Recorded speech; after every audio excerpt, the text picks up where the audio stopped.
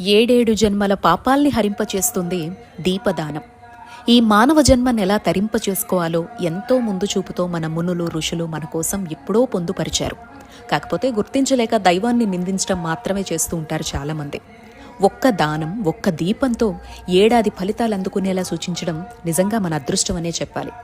కార్తీక మాసంలో ప్రతి ఒక్కరూ చేయాల్సిన మరొక దానం దీపదానం. దీపం సాక్షాత్ పరబ్రహ్మ స్వరూపం. మనలో అజ్ఞానాన్ని తొలగించి జ్ఞానం వైపు నడిపే వెలుగు రేఖ. వెలిగించడం సరే, దానం ఇవ్వడం ఏంటి అనేగా సందేహం? మన క్షేమం కోసమే అండి. దీపం లేనటువంటి గృహం ఉండరాదు అనేది శాస్త్రం. ఏ కారణంతో అయినా మన నిత్య జీవితంలో దీపారాధన చేయలేకపోతే, ఏ విశేష మాసంలో అయినా పుణ్యతీర్థాలు, క్షేత్రాలు, ఆలయాల వద్దైనా దీపదానం చేస్తే సంవత్సరం మొత్తం మన గృహంలో దీపారాధన చేసిన ఫలితం దక్కుతుంది. అదేంటి 365 వత్తు అందుకేగా అనే సందేహం రావచ్చు మీకు.